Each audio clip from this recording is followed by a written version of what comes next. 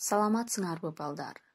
Бүгүн силер менен кыргыз тили сабагында биринчи чейрек ичинде өтүлгөн темаларды кайталайбыз. Бүгүнкү сабакта өтүлгөн материалдарды кайталоо, сүрөт менен иштөө, сүйлөмдөрдү толуктоо, ындам мүчөсүн улап айтканды үйрөнөсүңөр жана ар дайым ата-энелерибизге жардам берип, сыйлаганды билесиңер. Балдар, сүрөткө карап эмнелерди айта аласыңар? Туура. Биз бул сүрөткө байланыштуу улуттук кийим-кечилер деген темаларды өткөнбүз. Демек, кыргыз элинин улуттук кийим-кечилерин силер билесиңер. Ал эми азыр дептерибизди алып, датаны бүгүнкү тема кайталоо сабагын жазабыз дагы биринчи көнүгүн аткарабыз. Чет өлкөдөн келген конокторго кыргыздын улуттук кийимдерин тааныштыргыла дейт. Демек, силер кайсы улуттук кийимдерди көрүп турасыңар, дептерге жазгыла. Экинчи көнүгүүдө, демек биз кийим-кече дүкөнүндө деген теманы өткөнбүз. Мына ошол теманы эске салуу менен сүйлөшүүнү толуктайбыз. Сатуучу менен сатып алуучунун ортосунда диалог кандай жүрөт эле? Мына ошону бир сыйра эске салып, сүйлөшүүнү толуктагыла.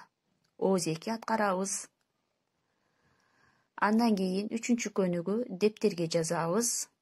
Демек, биз биздин үй бүлө деген теманы өткөнбүз. Биздин үй бүлө, биздин үй деген темаларды эске салып, бул жерде керектүү сөздөрдү коюп жазабыз.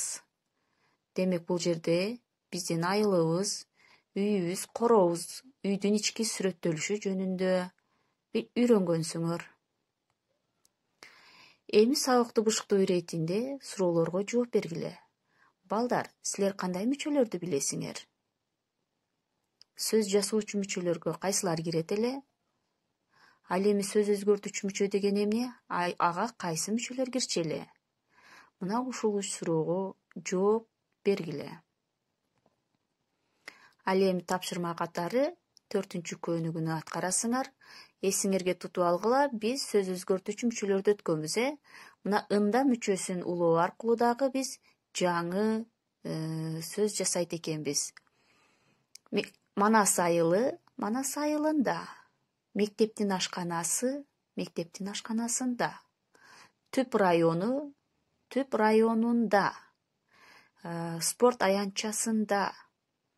Мектептин короосунда. Демек, бул жерде ында мүчөсү сөз өзгөртүүчү мүчө болду. Ушуну эске тутуп, көнүгүүнү туура аткаргыла.